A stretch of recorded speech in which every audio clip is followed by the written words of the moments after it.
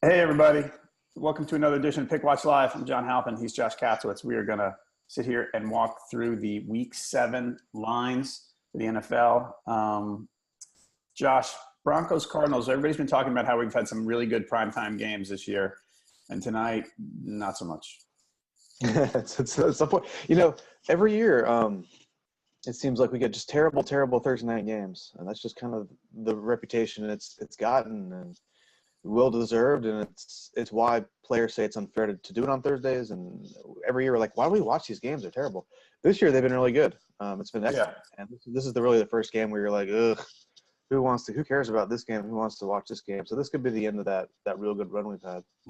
Yeah, I actually kind of want to see Josh Rosen for a full game, because he was one of the – growing up a Giants fan, I was one of the people who thought they should pick the quarterback. He's actually the one I wanted. Right now the controversy in New York is, Barkley, or should it have been Sam Darnold? I kind of was hoping for Rosen, and I thought they could have traded back and still gotten him. So I'm curious to watch that for a full game. We've got tonight, okay, Broncos favored by 1.5, over-under 42.5. Injuries, Trey Boston, who's been playing well at safety for the Cardinals, out. Their guard, Mike Iupati, is out. Two of the Broncos starting linemen, right tackle Jared Veldheer and guard Ronald Leary, both out. The Broncos running back tandem could have some issues. They've been running decently. Freeman's actually – they're sort of splitting it. Booker's getting in there too. Freeman's actually been running well when given the chance. We kind of thought he was going to be the big guy there in the beginning of the year, and it turns out they're just using the tandem, and they're doing okay. Yeah, no. Every time I've seen Philip Lindsay, he's a guy who kind of impresses me a little bit. I like this is you always talk about, you really like talking about those desperation games, and this is really one for the Broncos. I mean, this is the team that really is playing way under par, way worse than we thought they could, and it's a tough game for them because it's a Thursday night game. They get they're coming off a bad loss. They have to go on the road, and those teams don't do well at all this year on Thursday night games.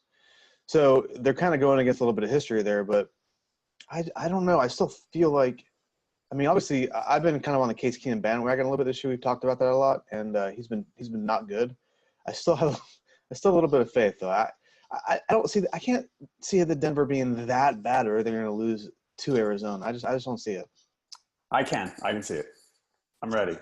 I mean, I think these are two kind of bad teams. The thing that I'm looking at with the Broncos, the games I've seen, they played the Chiefs pretty well. They played the Rams well enough, right? I mean, they scored a touchdown late to make it look a little closer than it was, but they played okay. The two road games, bad. They got crushed by the Jets, and what was the other one? Oh, Baltimore. Well, Baltimore's good, but Baltimore destroyed them. And I'm just looking at this and I'm going, maybe the Broncos are just one of those teams that sort of plays well at home and is just not good in general. And I don't know. When I talk about the home dogs way too much. I see two teams here that are kind of comparable to me. Maybe the Cardinals are a little worse, but I think they are. I think they're noticeably worse. Noticeably worse, really? Yeah. I mean, just the offense has been horrible. They can't seem to figure out that David Johnson should be running up the tackle every damn play. I don't know why they're doing that. They're wasting it. Both these teams are really frustrating to watch.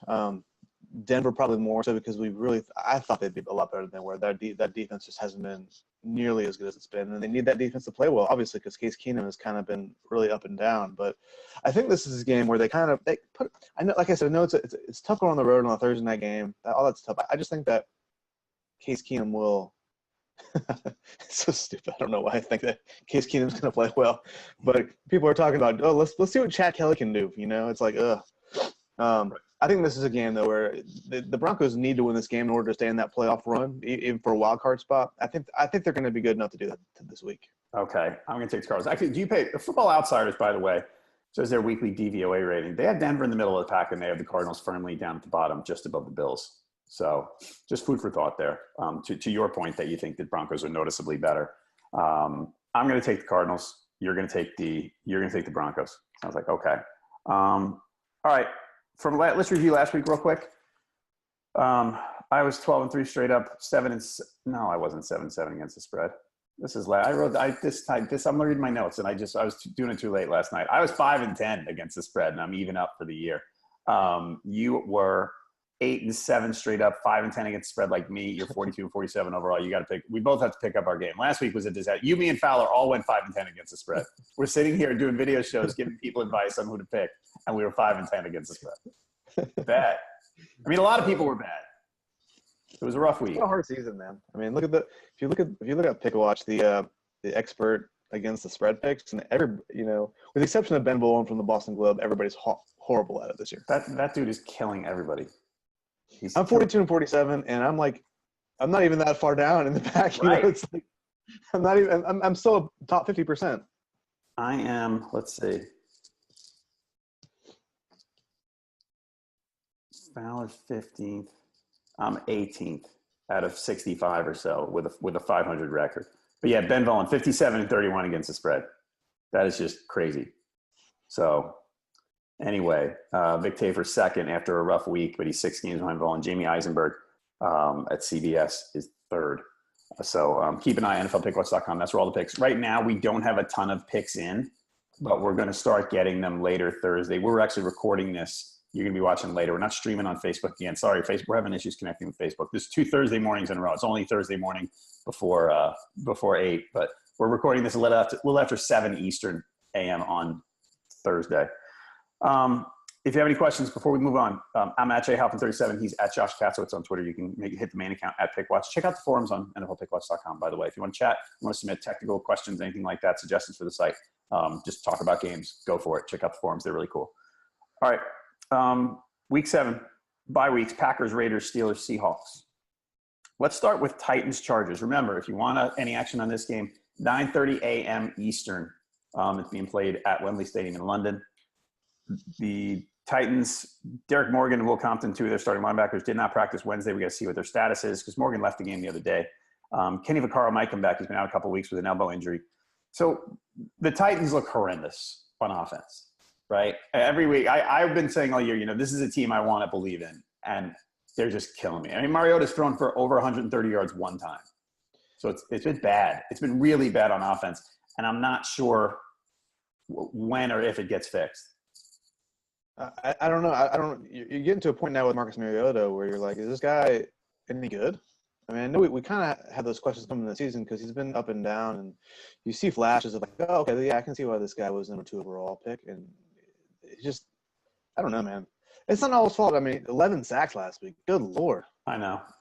11 sacks on 10 completions, I think. It's not all him, but man. The injury might be factoring in here. I wonder if the injury matters or how much it matters. It could be, but you don't have any choice. You can't play Blaine Gabbert. No. I don't even know who's their number 3. I don't even know. I have no idea. Right. So you're not doing that.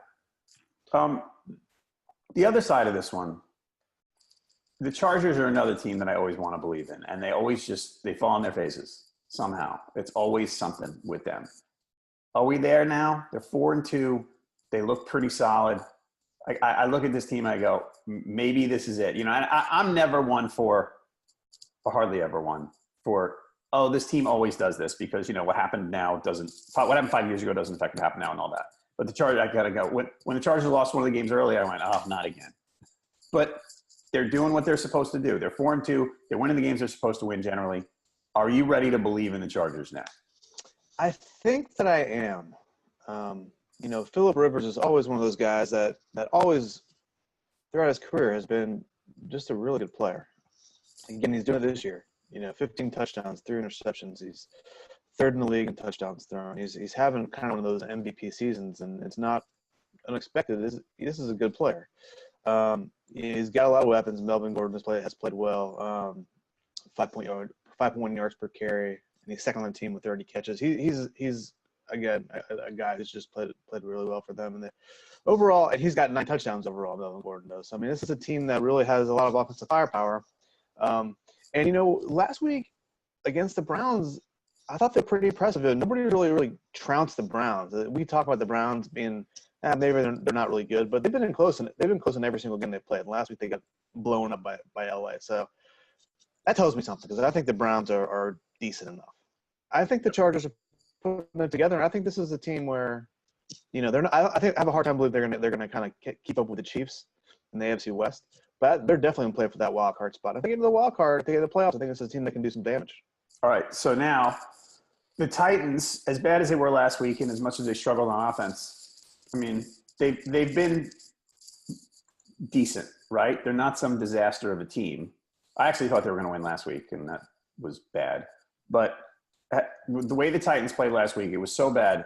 But are you willing to give 7 points and take the Chargers? Yeah, no, I'm taking the Chargers.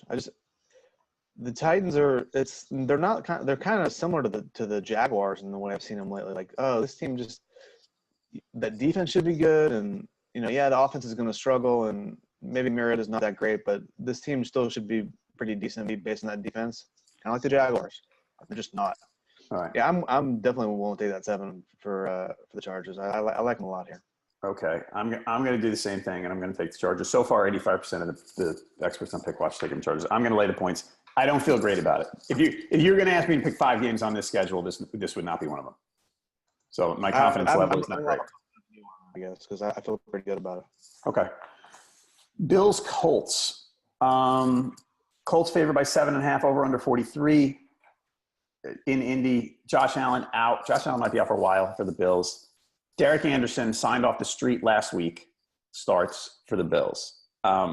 The other note in this game, T.Y. Hilton practiced Wednesday for the Colts. He might be back. I don't know that Derek Anderson is that much worse than Josh Allen at this point. But Derek Anderson, I said this to Ryan on Tuesday. Derek Anderson was a backup in Carolina for 5 years or something. And a while back, he was a good enough backup. He was one of the better backups in the league to where you could put him in and he could help you win a game. Yeah. I think they did it. The year before the Panthers went to the Super Bowl, they made a late run. They won their division with a 7-8-1. And Anderson won a couple of games. You went, oh, wow, this is actually a really competent backup. I think we got to the point last year and the year before where he wasn't that guy anymore. Like, he's getting older, and he wasn't that good of a backup, and that's kind of why they let him go. So I don't know. Either way, this just looks like a disaster for the Bills. The thing is with the Bills, though, in a lot of the games, their defense has been keeping them close. Like, this is the type of team, I think they're probably the worst team in the league, and I hate giving them 7.5 points because they burned me a couple of times doing that. It's funny. I would so much rather have Derek Anderson, who's like 85 years old at this point, than Nathan Peterman. I mean, it's not even close. And maybe that speaks kind of to your point where 5 years ago, I think he started 7 games and went like 3-4, something like that for Carolina. I did that a couple of years in a row where he had to start 6, 7, 8 games and won a few of them. So, he's only had to start. I think he's only started 2 games in the past 4 years, and I think they were both losses. And then he didn't play particularly well, but I think their reputation kind of from the last 5 years kind of precedes him there. And I'd much rather have him. And it's not just necessarily like based on how talented he is anymore. If he's too old, just kind of having that leadership in the huddle. Nathan Peterman is just if you're a Bills player, how can you possibly trust Nathan Peterman to do anything? How could this guy's your leader? How could you kind of follow him in the battle based on what he's done? I think Derek Anderson kind of gives him a fresh voice in the huddle. A guy who's like, okay, this guy knows what he's doing. He's had success in the league. I think that from that aspect, I think this is a good signing and probably a good decision to have him start. But yeah, I don't see, I don't like taking the Colts at 7. What is it, 7.5? Is that what 7.5? it is? Yeah. I don't love taking the Colts there because they haven't done much this year to kind of give me any confidence for that. But I'm taking them here. I don't like the Bills, and yeah, we've both been burned by the Bills a couple times this year, but. God, who knows? This is the game the Bills could win. I mean, who knows? But I don't have any confidence. I don't have confidence in either team, but I'm going with the Colts here, 7.5. I am too. It's another one. If I had to pick 5 games on this slate, this would not be one. But it should be like you should. This shouldn't be a difficult decision. The Bills are terrible, but the Colts aren't that good though. No, they're not. So and the Bills have shown the ability to come out and win a couple games, which kind of surprises you. Yeah, I mean, I look at the Colts, and part of me thinks they shouldn't be giving 7.5 to anybody. But, right, yeah. But I mean, being at home and Andrew Luck's played okay this year, and offense really the problem for them. It's the defense, but I will reluctantly take the Colts here. I agree. It's reluctant. Pats Bears. All right, so the one thing I want to check is Khalil Mack's status because they're saying day to day with an ankle injury. It's Thursday morning. We don't know too much. Did you see Belichick's comments about Khalil Mack yesterday? Or the Lawrence Taylor thing? Yeah, I loved it. As a charter member of the Lawrence Taylor fan club, because I watched him growing up. Belichick was like, yeah, no, he's not Lawrence Taylor. I mean, great player, but nah, come on. Like, no way. So, well, I didn't grow up, I don't remember Lawrence Taylor that in this prime. So it's, and I'm almost 40. So it's, I can see why that's a question to be asked because there's, I don't, but you didn't see him in his prime. And yeah. Okay. So I'm almost 50 and I watched Lawrence Taylor. I was a Giants fan growing up in New York, and Lawrence Taylor got drafted when I was 12. And I went to his first game. And I remember they got crushed by the Eagles. Was it the Bucks? Oh, see, now my memory's fading. But he got a sack. He got an unsportsmanlike conduct penalty for hitting a guy out of bounds. But it's one of those games, they lost 27-10, and they had been a bad team for 15 years. And everybody was walking out of the stadium kind of looking at each other going, did you see that guy? It was one of those things. And he was just he was one of those guys. He was such a pleasure to watch every week that he would, I mean, I don't want to do that and, be, old guy talking about the olden days, but that guy was unbelievable. He really, really was. He lived up to every bit of hype you've ever heard about him. And my dad is funny. My dad is 84, always says, hey, I watched Jim Brown and this and that. He's like, he's the best football player I ever saw. So anyway, good for Belichick for sticking up for LT. Pat's Bears here now. Khalil Mack's team, his current team, Khalil Mack's terrific. As long as he's healthy for this week, I love the Bears in this spot. Patriots are given 3 at Soldier Field, over under 49.5. Look, the Bears last week that lost to Miami, that's a bad loss, okay? I know Miami's 4-2. That's a bad loss. But it seemed to me that it was more fluky plays that did them in than some sort of, the Dolphins pushed them around or whatever. And I think the Bears are a good team. This is one of those games I look at. I say, all right, I don't know why. You'd have to make a case to me that the Pats are a better team than the Bears. The Pats are a good team. I think the Bears are a good team too. I think they're pretty comparable. So why do I want to give 3 points at home and take on the road with the Pats? I don't understand what you're even talking about. I don't trust Trubisky. For one, I don't trust Trubisky that much. I pick Brady over him every day of the week, obviously. I mean, it's obvious. So that's a huge thing. I pick Belichick over Matt Nagy as a coach, obviously. The Bears lose to freaking Brock Osweiler last week. Brady's never lost to the Bears before. He's 4-0 against them. I read your notes last night and I was like, what is he talking about? What do you mean that's better than the Bears? Of course they're better than the Bears. I don't get it, man. I think I take the Pats all day here. The Bears, you look at their schedule in the 4-2. Oh, I'm sorry, they're 3-2. The teams they've beaten are not very good. They beat the Bucks, they beat the Cardinals, they beat the Seahawks. None of those teams are top half of the league. When they go against top teams, the Packers, they lose. And the Dolphins aren't that great. They lose to the Dolphins. So I don't see – they haven't beaten a good team yet. I don't see it. All right. I guess we're just going to – As Ron Burgundy said, agree to disagree. But, nah, I love this. I love this spot for the Bears. I'm all over it. It's my favorite pick on the whole board. I love it. What do the rest of the experts think? Because I can't believe that they're going to go with you. All right. Well, we're still in the early going. 77% Pats. Yeah. Nah. The Pats lost to the Jags and the Lions on the road already. Why can't they lose to the Bears? Yeah. It's a different part of the season. They weren't very good early. Now they're better. Love. This would be for your – who was your bet your life savings this week? I just did this yesterday. I should probably do Mine is the Bears. What? Yes. Mine's the Rams at 49ers. A much more palatable. I mean, a much more easier game to pick. This would be your bet, your life savings game? It's my bet, my life savings game. This is the Bears. I love this. But you know what? I had the same feeling last week about the Titans.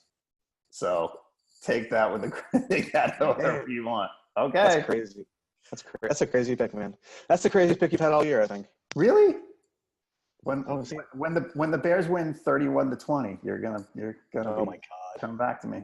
Okay, we'll talk about next week. Sure, yeah, you can rub my face in the 31-20 win. Yeah. But I also felt this way about Jags Pats. So, but you did too, I think. I think you were with me on that one. That the Jags were going to whip them.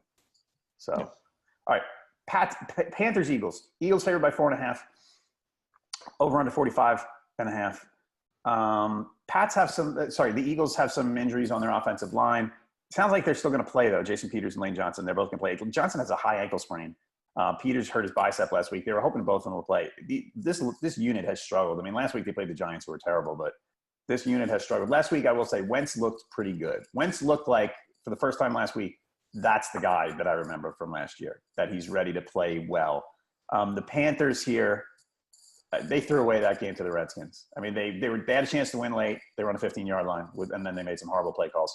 But they fumbled twice in Redskins in their own territory early, and they kind of never were able to dig out of the hole. They were down 17-0. It's kind of the Panthers are a couple of plays away from being 4-1, but they're also a 63-yard field goal away from being 2-3. So I'm not quite sure how good they are. I think the Eagles are starting to perk up a little bit, and even with the 4.5, I think I'm going to lean Eagles. I went with Eagles straight up, but I took the Panthers at 4.5. Both these teams are sort of similar, where you're like, oh, you see that they could be good, and they haven't quite put it all together yet. I'm not sure that I'm buying the idea that the Eagles. Yeah, they played the Giants last week, obviously, and the Giants are terrible. So they lost 2 games before that. They actually, before they beat the Giants, they had lost 3 or 4. So I'm not sure I'm buying that the Eagles are all of a sudden turning it around yet. Well, I mean, we'll see this week and kind of get a better idea. This is a hard game to pick for me because I'm not. I think, like I said, I think both these teams can be pretty good. It's just they haven't quite put it together yet. I kind of, after I made these picks, I kind of had a hard time justifying why I picked the Panthers to go 4.5. And then I was reading Cat Scratch Reader, one of the team sites. Yeah, for the and I saw that Philadelphia has allowed 7 plays of at least 45 yards, tied with the Raiders for the most in the NFL. And it's kind of a weird stat, but Cam Newton's a guy, obviously, who can make explosive plays, as is Christian McCaffrey. I think that Carolina has the ability to kind of do some to have some explosive plays, and the Eagles certainly can give them up. That may be a little bit of the difference here. Again, I think the Eagles are going to win, but I think it's going to be close. Okay. I mean, this is a tough game for me. And you know what? Because it's a tough game for me to pick, I probably shouldn't lay the 4.5, but I'm going to anyway. So I don't know. This is a game I've said on other Thursdays. There are a game or two here and there where I could change my mind. This is one of them. So, it's a tough game. Yeah, Sunday morning I might be telling you I switched to the Panthers with the spread anyway. All right, Lions-Dolphins. Lions favored by a point, over under 47. Osweiler starts again for the Dolphins. The Lions, two close road losses. I mean, the San Francisco one, they were down 30-13 and they came back. I don't know. I started looking at this and going, why are the Lions a favorite? Like, I know is Osweiler that much worse than Tannehill? He's not as good, but how much worse is he? I don't think he's very good. Agreed. I mean, obviously, I think you go with Tannehill over for Osweiler if both were healthy and you had the chance. You know, it's funny. I was doing some research. I kind of went at a little bit of a Brock Osweiler hole last night because I can't believe how well he played last week. I'm so sorry that you had to do that, Les. That sounds awful. He threw for 380 yards. That was fun because he threw for 380 yards last week and 3 touchdowns. Do you know the last time Osweiler threw for 380 yards? Never done it before. All I remember from him, that Sunday night game against the Pats in Denver when they won. Overtime. He started 45 games in his career. He's thrown over 300 yards one other time. Two times he's done it. You know how many times he's thrown for 3 or more touchdowns in a game? One other time. So this is a quarterback who's not good. No. And that, you know, aside from what he did last week, and you know, you look at the back of his football card and you see what his stats are, and you know there's no way that he's a quarterback who can throw for almost 400 yards and 3 touchdowns every game. There's just no way. That's a big reason why I like Detroit here. I would take if Detroit was, I don't know, -5, I'd still take Detroit here. All right. So I'm looking at this and I go, I know Osweiler's playing and he's not as good. I agree. He's not as good as Tannehill. I just don't know how big the difference is. Now I look at the Dolphins and I go, I know they're not that good, but they're 4-2 and they're at home. And the Lions they're kind of not that great. I don't know. I find myself getting pulled toward the Dolphins here. And I can't believe that the Dolphins could be 5-2 after this week. No, really, and plus they're coming off a bye. Right. You know, which may or may not help. But you going into these games and betting on these games, you'd like to think that coming off the bye means a little something, and it gives the Lions a little bit of an advantage. So that's another reason why. By the way, Football Outsiders, which I referenced earlier, they have the Lions ranked 30th in their DVOA metric. That's not very good, is it? It's not very good, no. All right, so I'm going Lions. I'm going Dolphins. Josh going Lions. All right, Vikings favored by 3 at the Jets. Jets won 2 in a row, right? Not bad. Dalvin Cook practiced Wednesday for the Vikings. We heard this last week, and he was a late scratch. Didn't matter because they were playing the Cardinals. Linval Joseph, their defensive tackle, did not practice Wednesday. We're going to keep an eye on that. Lots of Jets didn't. Just keep an eye on the Jets injury report. There are lots of guys banged up. I don't know that sometimes on Wednesdays you don't know if it means anything, so you're going to have to watch over the course of the week. I'm still a believer in the Vikings. That game last week, they didn't cover. They gave up a fumble return for 6 points, which made the margin of victory closer. Cousins is fumbling a little too much, but generally I'm still on their bandwagon that they're kind of one of the league's elite. And I think they're going to keep proving me right. Maybe this is one of those things that I want to believe, like the Titans and the Chargers. But I like the Vikings here. And as impressive as the Jets have been lately, over-under is 46.5, by the way. As surprising and spunky or whatever you want to say that the Jets have been, I'm going to go with the Vikings.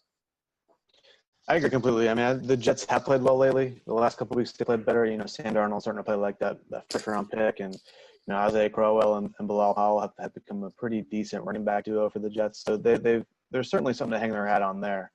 But, again, you look at the competition, and they won against the Broncos and the Colts the last 2 weeks. And neither of those teams are obviously very good. Earlier in the season when they were on a 3-game losing streak, they lost to the Dolphins, who we just talked about, probably aren't very good. The Browns, who are not that great.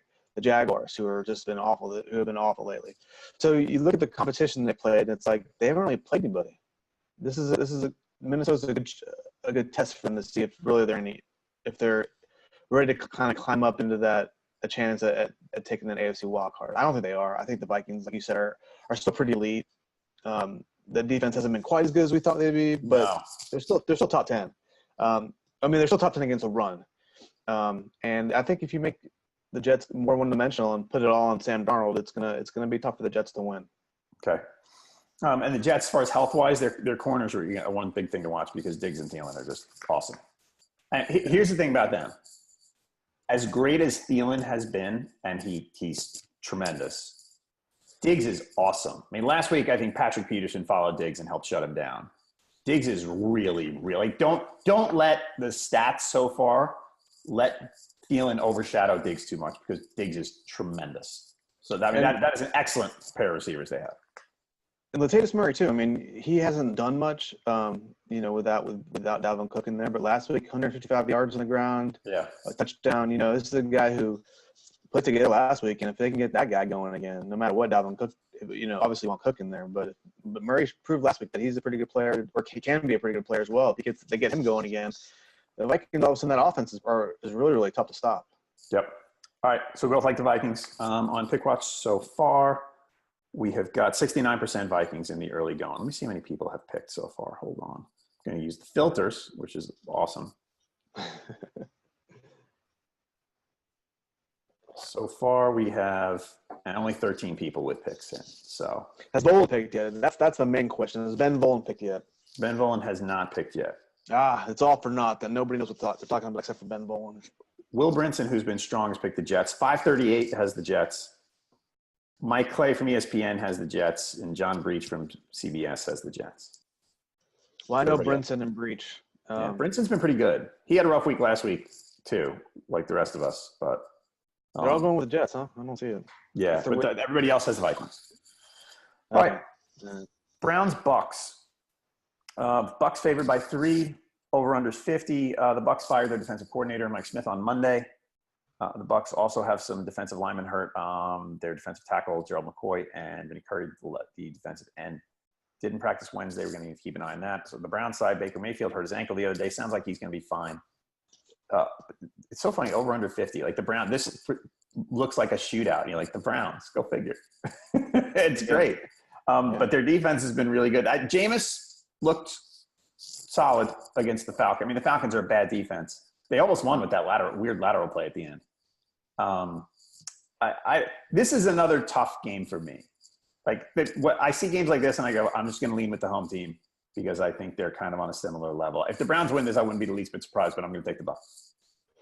I'm taking the Bucs too. It's I don't know what kind of impact firing Mike Smith is going to have. Probably not much. And it's interesting with him because he's had some really good teams as a head coach in Atlanta, man. And this all of a sudden, man, he just fell off a cliff, and it's kind of sad to see because I think he's a good coach. But man, Bucs are 32nd in the league in points allowed, 34th in yards given up. It's they're terrible, terrible defense.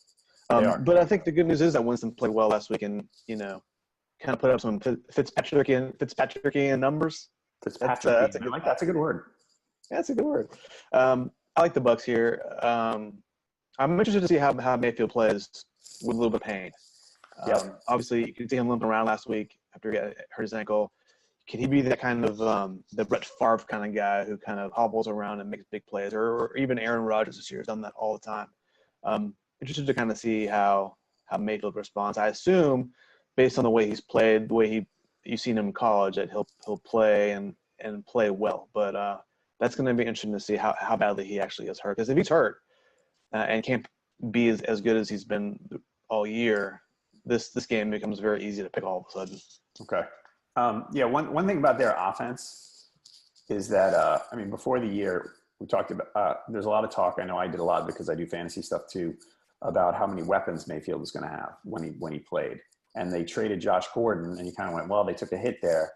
David Njoku, their tight end, is actually stepping up. He's really starting to come along and be kind of a force. I mean, he's a really tremendously athletic tight end, and Mayfield's starting to go to him a lot. So interesting the way their offense is evolving. But yeah, I like them. The weird thing about them, I wonder when they're going to start making the switch from Hyde to Chubb running the ball, because Hyde's kind of plodding along. And I like Hyde. I think he's a nice player, but he's kind of plodding along. And whenever Chubb gets a chance, he does something really cool. Hyde's. You look at your yards per carry. Hyde's at 3.4, which he's scored 5 touchdowns this year, so that's nothing to sneeze at. He's almost at 400 yards for the year, so he's kind of on pace for kind of getting close to that 1,000-yard mark. But yeah, Nick Chubb is in college. You could see, and I'm a University of Georgia alum, so I saw him a lot. He's a guy who really can be impressive if you give him the chance. A slow start for him this year, but the last couple of weeks you've seen like that ability, like, oh, this guy could be really good. All right. So both of us going with the Bucs. By the Texans, Jags favored by 4.5 over under 42. I actually saw 5 on Bovada. The Jags, that was an inexplicable loss for the Jags last week. I mean, that was one of those games. Ryan Fowler texted me during the game, basically said, stuff happens, and it happened. Like how they got blown out by the Cowboys, I have no idea. That was it was a mess. They got destroyed, and their defense got torn up. That's up there with the Vikings beating the Bills, like surprise, like for this year. Right. It's surprising how. So that's just a surprising game. So I look at this game and I go, all right. The Texans are playing well. They won 3 in a row. Their defense is coming around a bit. But on the other side, one thing about them last week that I want to see how this plays out. Last week, there was some chatter about Deshaun Watson's status because he hurt. Did he crack a rib? I mean, it was a chest injury. It was a cracked rib. There were different reports. Okay. But then he played last week, and he didn't run much. And that was the first thing I noticed. That he didn't. I noticed watching some of the game and checking the box score that Watson didn't run much. And if Watson doesn't run, he's very ordinary, right? Mm-hmm. Well, if I don't know how that status changes this week, I look at this one in Jacksonville. Fournette might play, by the way. We're not sure, but he might play. I think we're going to wait another week, but because I think they're going to buy next week. I look at this, and after what the Jags did last week, I think they're going to come home and they are going to kick the crap out of the Texans.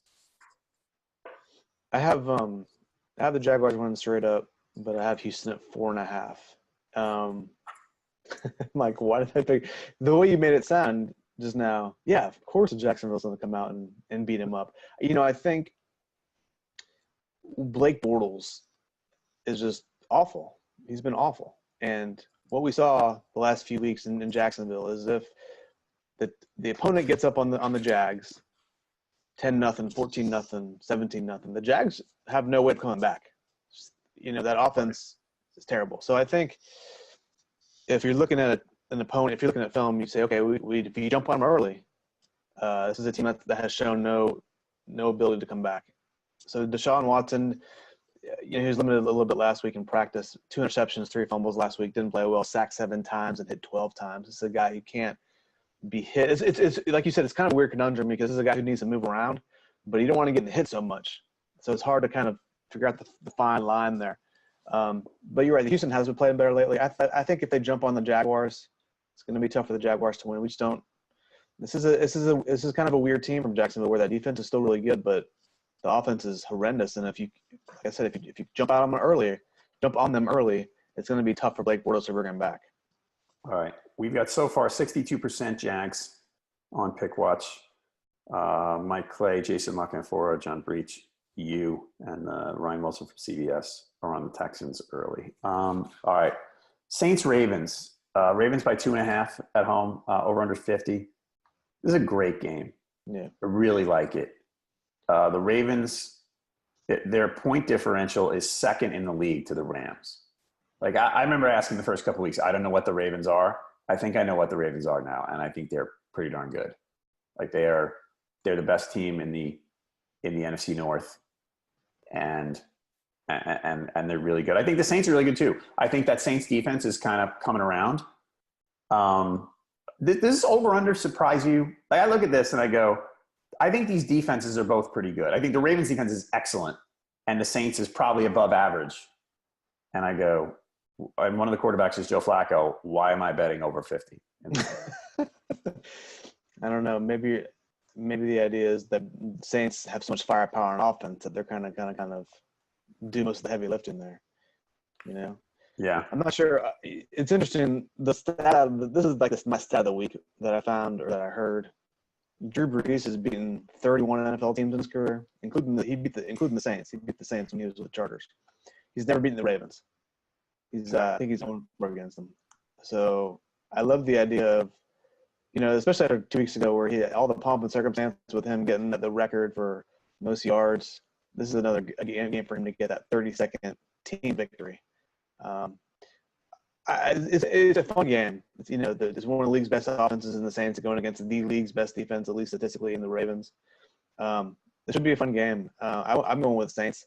I think there's too much firepower, and as good as the Ravens are, there have been times where they've been inconsistent. Losing to Cleveland a couple weeks ago. I don't know. I like the Saints here, but I think it's gonna be close.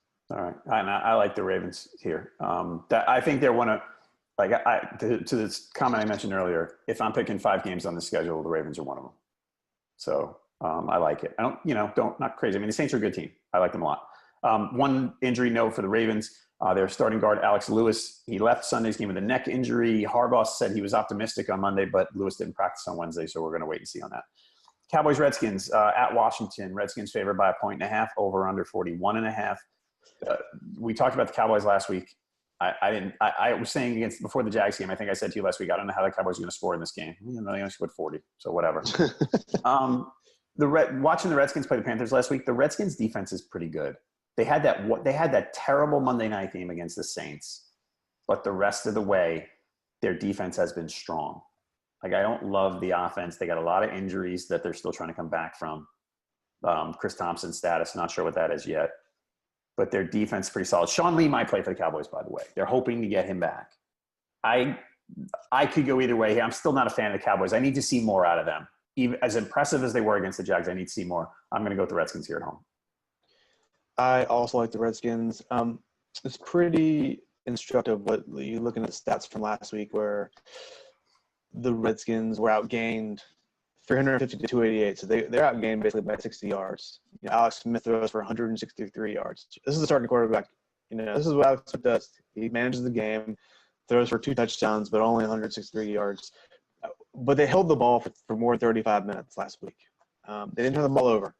Right. They only had 5 penalties. So this is like the epitome of an Alex Smith game. And I think Alex Smith is a solid quarterback. I mean, he's not the guy you pick in the top 10 of your fantasy league, but he's a guy you would pick him all in your fantasy league probably. But as a quarterback of a real life NFL team, he's a guy who's solid, guy who manages the game well. I think that this is not a great division, obviously, the NFC East. And the Redskins are on top of it. I think they can win the division because Alex Smith is just one of those guys. They're not doing the ball very much. He manages the game. They keep the ball away from the other team's offense. I think this, I don't love the Redskins, but I think they're going to be good enough to win that division. And I think they're certainly good enough to beat Dallas, especially at home. All right. I think so too. I'm going with the Redskins here. So, I mean, it's basically a pick 'em.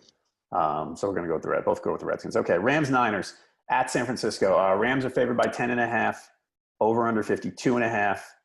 Niners got a short week after that bad loss on it. They looked good, and they just, they blew it at the end. How they let Aaron Rodgers keep throwing passes on the sideline with no timeouts and like 20 seconds left, I have no idea. It's Aaron Rodgers, man. I know. Cooper Kupp out for the Rams with an ankle injury. They're going to get their kicker back. Not a big deal, but Zerline, he's a nice kicker. This game here, so I love the Rams. Like, I gush over them whenever I talk about them. But they've had some close road. I mean, they beat Seattle by a field goal on the road. They just beat the Broncos by single digits on the road. Like, the Niners looked good enough to me last week that I don't want to give them more than 10 points at home. However, I know they lost to the Cardinals by 10 points at home a couple weeks ago. So whatever. I mean, it happens in this league, but I think the Niners at least make it respectable. So I'm going to go Rams straight up, Niners against the spread. The 49ers are 1-5, and they're still playing C.J. Beathard. And yeah, C.J. Beathard played well last week, very well last week. They're still starting C.J. Beathard. I think that's obviously big. And plus, like you said, they have a day less preparation. It's probably an emotional game for them going into Lambeau and have the chance to win, and they just didn't. There's maybe some hangover there. I really like the Rams. If this was minus 14, I'd probably still take the Rams here. I think this is my bet your life savings on this game. I think the Rams are just going to go in and destroy 49ers. I just don't think the 49ers are not very good, and they have a lot of baggage coming this week just based on what happened last week and the days less preparation. I love the Rams here. I think this is LA really can blow them out on Sunday. Okay. Checking the Pickwatch picks, and we have got 62% Niners against the spread so far. Okay. So, I guess people are putting a lot of stock on what happened last week. I don't think the 49ers are that good, though. No, I don't either. It's a big spread. It's given a lot of points to a team at home, I guess, is probably what it's sort of a reflex on that. I know it's part of mine. That's all. Yeah, I guess. But it's not like the Rams have to travel very far to the 49ers. And it's, like I said, I think going from Monday night to Sunday is a tough thing, especially on one of those emotional losses. I think that's the real thing. And coming home from Green Bay, I mean, it's not like they were in, San Diego. So. Right, so they get home at what, like 4 in the morning? No, I guess time difference wise, what time do they get home? But yeah, probably 4 in the morning on Tuesday. They're probably wheels up at 11. Yeah, probably 4 in the morning. You're probably right. So that's a long week. Tuesday's a shot day. And you start on Wednesday. All right. And you're still probably tired, but jet lagged. Yeah. Bengals Chiefs. This game got flexed to Sunday night, right? Yeah. It wasn't originally Sunday night. No. So Bengals, their leading tackler, Nick Vigil, linebacker, was on crutches after the game. I don't think he practiced Wednesday. Chiefs are going to be without Barry and Houston again. I joked with Ryan the other day that watching that Sunday night game, which was spectacular, that everybody on Twitter and I don't know about Collinsworth, they were talking about the Chiefs' lack of run defense as if it was like some death sentence. Like, oh, you can't get manhandled like this and win. Like, dude, they're tied with the Patriots with 3 seconds left. I mean, their run defense is a flaw, but they're really good. This is another fun game. The Bengals are a good team. I mean, we've talked about how you know the Bengals better than most. I'm having a tough time with this one. And I joked last week that I keep picking against the Chiefs, and I keep getting burned by it. And against the spread, I got burned by it again. Yeah. But I'm going to go Chiefs this week and lay the 6 points at home. Arrowhead's a tough place to play. Again, I don't love this pick, but I got to pick someone, so it's going to be the Chiefs. No, I agree. I think we're getting to the point now where the Chiefs are just a really, really good team, and there's no reason to think they're not. What they showed last week versus the Patriots, again, they've had a little bit of adversity, and they've had to come back and pick themselves up a little bit after facing some early game adversity. Like I said, the last couple of weeks, and they've done that. And Mahomes just continues to impress. The Chiefs just continue to impress, and I don't see any reason. I think the Bengals are a pretty good team. I'm really mad at myself. That really pissed me off last week with the Steelers game. I knew I should not have picked the Bengals at home versus Steelers. They're terrible against the Steelers. They're terrible at home against the Steelers. And I picked the Bengals, and I'm really mad at myself that I did that because I knew that was a bad pick. And the Bengals are mad too. The Bengals in the post-game locker room were really pissed. And I'm not sure what that means. Transferring over to next Sunday, but traditionally the Bengals are terrible on prime time, and nobody's proven they can stop the Chiefs' offense. And the Chiefs are 6-0 against the spread this year. So it's not always good to go with statistics like that. But I should have done it last week, going with the statistics with the Bengals. I knew the Bengals were going to lose to the Steelers based on statistics, and I think it's going to happen again this year. This week, and this time I'm going with my gut. The Bengals are going to lose. The statistics are against them. Right. I think the Chiefs take that 6-point spread. I do too. Over under 58.5, by the way, in this one. Every Chiefs game is going to be high 50s until we get to that Rams game, and it's going to be like 65. Monday night, Giants, Falcons. Falcons favored by 5.5 at home, 54.5 over under. The Falcons are still banged up. We've talked over and over about all their injuries on defense. Devontae Freeman now on injury reserve. Matt Bryant, their kicker, is out. Not that that's a big deal, but just the note there. The Giants are just bad. I was trying to – I can't see the Giants winning. I mean, I could see it in any game, but I think this number – I don't know. It's one of those – if they're not going to go 2-14, where do they make a little bit of a stand here? And I think maybe they play a close game against the Falcons here. That number is just a little bit because I think the Falcons are struggling too. Even though their offense is still pretty good, the defense is really having a rough time. And I think the Giants could actually score some points here with Barkley and Beckham. Even though Eli's still having trouble, I think maybe, the middle of their defense is really going to struggle with, especially Barkley. I can see why you're saying that. Like you said, the Falcons are going to score points. Matt Ryan's having a good season. They have some weapons, obviously with Julio Jones and. He hasn't scored a touchdown this year, right? He still hasn't scored a touchdown. No, he's got like 700 yards and no touchdowns, or 750 or something. That's crazy. That's crazy. I think this game is more about the Giants and the Falcons. And when you have your owner coming out and talking about Odell Beckham, saying, "Hey man, stop talking so much," that's a pretty bad sign, I think. I don't know how Beckham's going to respond to that, but when the owner is saying, "Shut up, dude, just play the game, stop talking so much," that can't be good, right? Not good. No, not at all. But you signed him, right, John Mara? I mean, you knew what you were getting into. If you were going to complain about this, you knew what you were getting into. I don't know. Is Eli any done, man? Is this it? Eli, yeah. Yeah, I don't think he's going to play unless something drastically changes Monday night. They got a bye next week. I actually think he might sit after the bye. Wow. But the thing is, they didn't really prepare themselves for this possibility, which we kind of knew was a possibility. But one of the things about Eli coming in this year, he's got a lot of weapons, but it's possible that by midseason we could realize that he's completely shot and shouldn't play anymore. And they kind of blew that off because you look at their backups and you're like, oh no, we should have thought of it. Boy, we should have signed Tyrod Taylor or traded for Tyrod Taylor or something to prepare for this, and they didn't. Hey man, Kyle Lauletta right there, 4th-round pick, right? They might do it. Supposedly he's a smart kid. They like him, but his arm's not very strong. So, who was the guy that had like 5-6 years ago? Their backup they drafted in the 4th or 5th round. Who's Ryan? They drafted Davis Webb last year, and they thought he was the guy. And last year when they benched Eli, the problem was everybody thought it wasn't that the fans there revolted that Eli was sitting. It was that why are they playing Geno Smith? We've drafted this guy in the 3rd round. Why don't we play? If we're going to bench Eli, why not play the kid and see if he's got anything? And then they wound up cutting him this training camp. So, weird. No, I'm thinking of somebody else. God, Ryan? Has Ryan something? They had Jared Lorenzen for a while. Love Jared Lorenzen. I did too. I can't. Oh, I'm going to talk about something else for a second. They had David Carr for a little while. No. Wasn't him? No. 4th-round draft pick?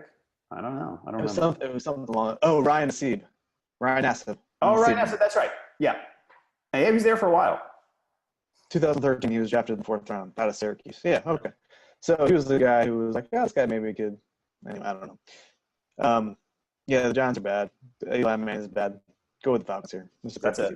That's your analysis. All right, got it. All right. We've got here on Pickwatch. Actually, I'm going to do a little screen share. Can I do a screen share? Yeah, there we go. Here we go. Get that out of the way. And we have got 62% Falcons.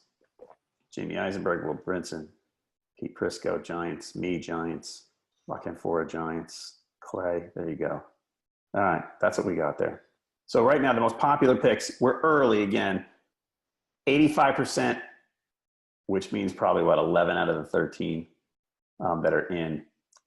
85% Cardinals, 85% Chargers, and then 77% Pats. Those are the most popular picks so far.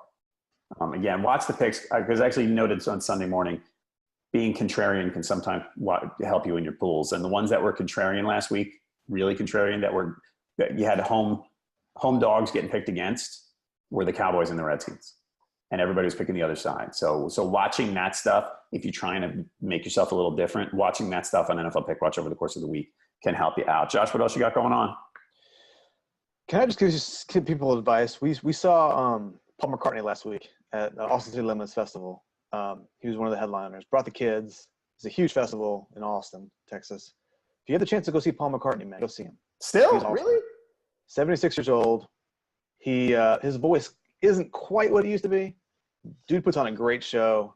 He knows he's a superstar. He knows you want to see a Beatle play, and he's willing to do it. He throws some Wings song in there, which, I mean, take it or leave it, Wings. But I'll tell you what, man. Bringing the kids – I have 8-year-old twins. Bringing them to one of their – we took them to see Taylor Swift 2 weeks ago. Yeah. Then we bring them to see Paul McCartney. It's like, what a start to their concert career this is.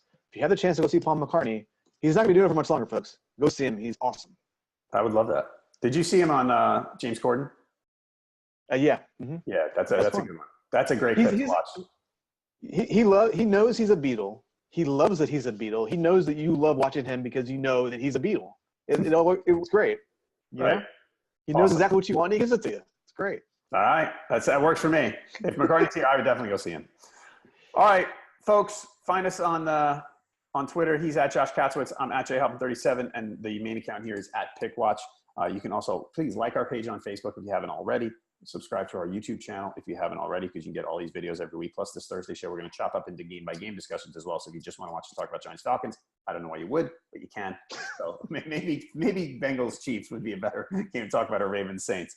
But you can do that. But watch the picks, NFLpickwatch.com. Make your own picks there. We've got 1,300 some people making picks. So things are going really well over there. The site's being worked on all the time and improved all the time. So you should really check it out. That's all for today's edition of Pickwatch Live. Remember, 11:45 a.m. Eastern on Sunday, I'll be back talking about the inactive, the latest news, and all that stuff. So before you make your picks, please come on back and check that out on our Facebook page.